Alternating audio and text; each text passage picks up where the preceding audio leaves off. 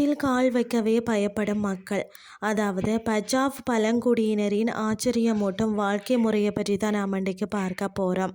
பூமியில் பல்வேறு பகுதியில் பல்வேறு பழங்குடியினர்கள் வசிக்கிறார்கள். சாதாரண உலகத்தில் இருந்து பார்த்திங்கன்னா முற்றிலும் தனிமைப்படுத்தப்பட்ட தண்ணீரில் பிறந்த தண்ணீரில் வாழ்ந்த தங்களுடைய வாழ்க்கையை முழுக்க நிலத்தில் கால் வைக்க பயப்படும் பஜாவ் பழங்குடியினரை குறித்து தான் நாம் இன்றைக்கு பார்க்க போகிறோம்.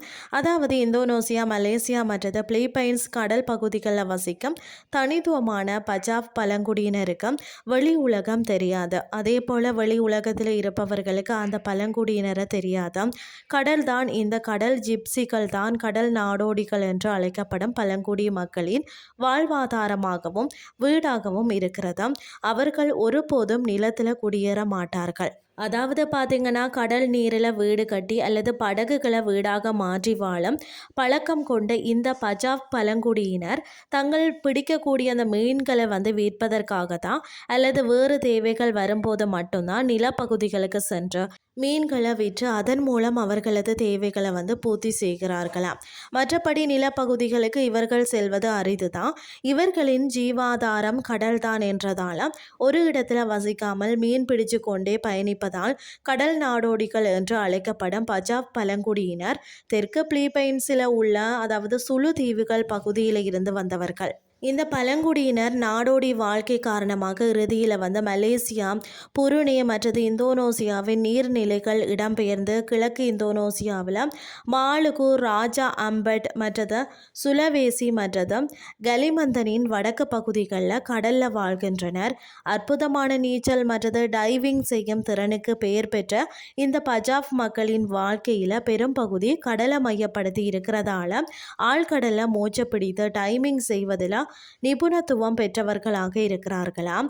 ஆழமான கடலில் எந்த நவீன உபகரணங்களுமே இல்லாமல் அவர்களால் 5 முதல் 13 நிமிடங்கள் வரை மூச்சு பிடித்து வைத்திருக்க முடியுமா.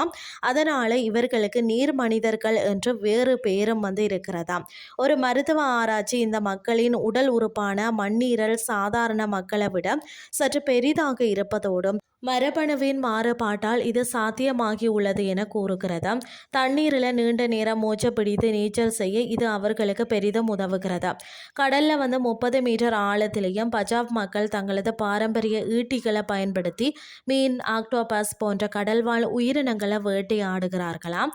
பஜாவ் இன மக்களின் வாழ்க்கை ஒருங்கிணைந்த பகுதியான நீச்சல் மற்றது டைவ குழந்தைகள் சிறு வயதில் இருந்தே கற்றுக்கொள்கிறார்களாம். அது மட்டுமில்லாமல் பஜாவ் மக்களின் மூதாதையர்கள் மலேசியா மற்றது பூரணி கடல் பகுதிகளுக்கு பயணம் செய்ததில் இருந்த முஸ்லிம் மதத்தை தலைமுறையாக கற்றுக்கொண்டு பின்பற்ற தொடங்கியதால் தான் இவர்களில் பெரும்பாலானோர் பார்த்தீங்கன்னா முஸ்லிம்களாக இருக்கிறார்கள். இவர்களிடம் இன்னும் கைவிடாத சில நம்பிக்கைகளும் சடங்கு பாரம்பரியங்களும் இருந்தாலும் கடல்ல பிறந்து வளர்ந்து இருக்கும் பஜாவ் பழங்குடியினர் கல்வியில அக்கறை காட்டுவது இல்லையா. பஜாவ் பழங்குடியினருக்கு கல்வி அறிவு இல்லாததால் அவர்களின் வயது பற்றி கூட தெரியாது என்கிறது ஒரு ஆய்வு. இது தவிர பார்த்தீங்கன்னா இந்த நாடுமே இந்த பழங்குடியின மக்களை இதுவரை தங்கள் மக்கள் என அங்கீகரிக்கவில்லை என்பதுதான் கூடுதல் ஆச்சரியமாக இருக்கிறதா. இன்றைய கிறிஸ்டி உங்களுக்கு பிரயோசனமாக அமைஞ்சிருக்கும்னு சொல்லி நானும் நம்புகிறேன். இதே மாதிரி மற்றொரு கிறிஸ்டின் வாயிலாக உங்களை சந்திக்கிறேன். நன்றி.